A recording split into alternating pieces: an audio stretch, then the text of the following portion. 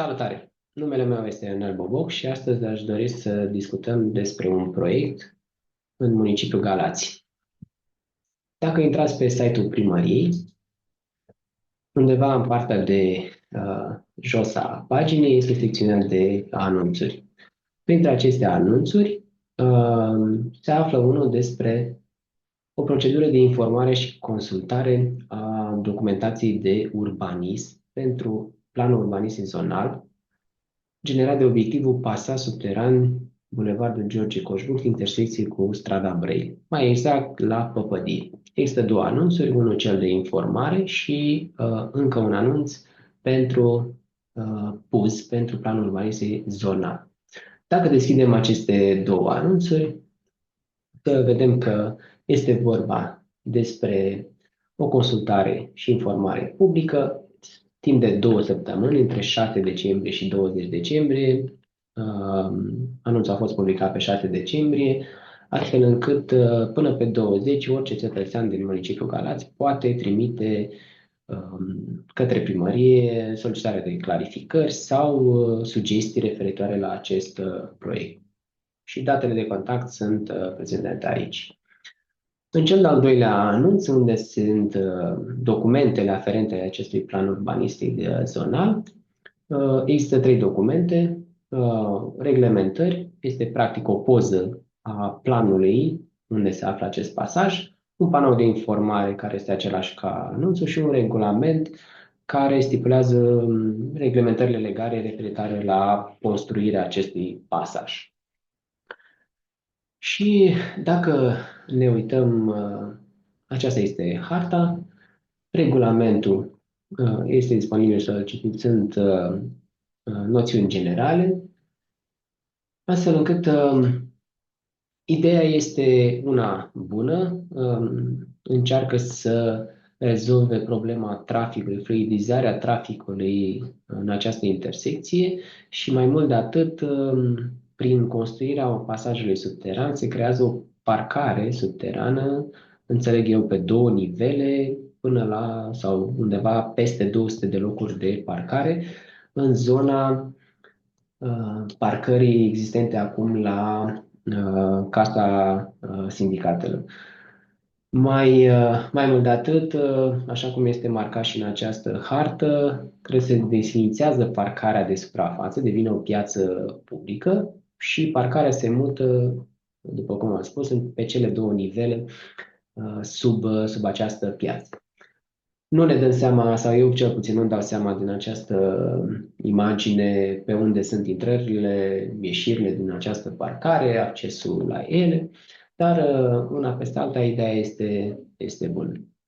Un alt lucru aș dori eu să aduc în vedere și este una din observații pe care aș vrea să le aduc primăriei sau sugestii, pentru că dacă ne uităm cu atenție un pic la această zonă, avem aici intersecția pe hartă, strada Brăilei cu strada George Coșbuc, aici este tribunalul. Observăm în plan că sunt 2 benzi care merg pe sub pasaj, deci subteran, care merg înainte și 2 benzi, după marcajele pe care sunt acum pe hartă, care merg ca înainte. Una spre stânga, spre George Coșbuc sau întoarcere tot pe strada Brăilei și una pentru înainte și tot pe Brăilei sau în partea dreaptă către strada Regimentului 11 Sirene.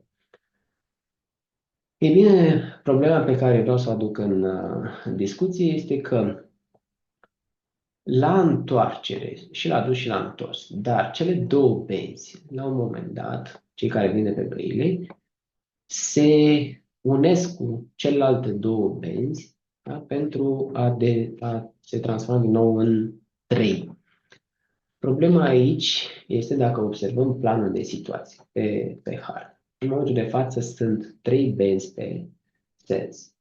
Se renunță la o parte din scoar, devine cea de-a 4-a, cei care vin pe sub pasaj, merg înainte și undeva cam prin această zonă se îngustează cea de-a patra bandă și devine banda 3. Banda 3 devine 2, banda 1 continuă ca înainte. Problema care este aici este că se va crea un ambuteiaj și exact opusul scopului pe care îl urmărim, fluidizarea traficului. Știm că pe banda 1 este oricum circulație cu autobuze, pentru că avem stația de autobuz. Mai mult de atât, realitatea ne spune că în preajma liceului pedagogic deseori vedem mașini parcate. Recent chiar am observat și trolebuze parcate pe banda 1 seara. Deci ceea ce înseamnă că este puțin problematică. Și ținând cont de faptul că pe această bandă 1 și 2 vin cei care întorc pe Brăila, vin cei care vin de pe Regimentul Șpețire, vin cei care vin de pe George Coșbuc, traficul va fi destul de semnificativ. Nu înțeleg, și asta este sugestia mea, bucata asta, pentru că oricum se fac 4 benzi la următoarea intersecție. Această bucată de aici și până la jumătatea blocului acesta este total inutilă și nu face decât să stranguleze traficul. De ce nu se lasă banda continuă până la prima intersecție? Și acum vedeți și în hartă, aici este scoarul pe care ei vor să-l sugrume. Așa că sugestia este, mergeți cu 4 benzi până la prima intersecție, astfel încât circulația să fie fluentă și schimbarea benzilor să se facă doar pentru schimbarea direcției de mers, așa cum având timp suficient în această zonă pentru a alege direcția potrivită în funcție de direcția în care vrem să ne deplasăm.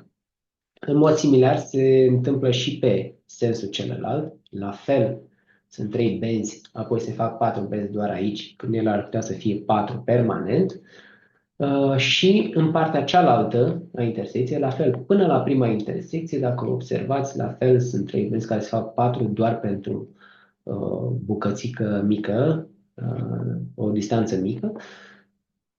Și pe partea opusă, pe sensul celălalt, la fel.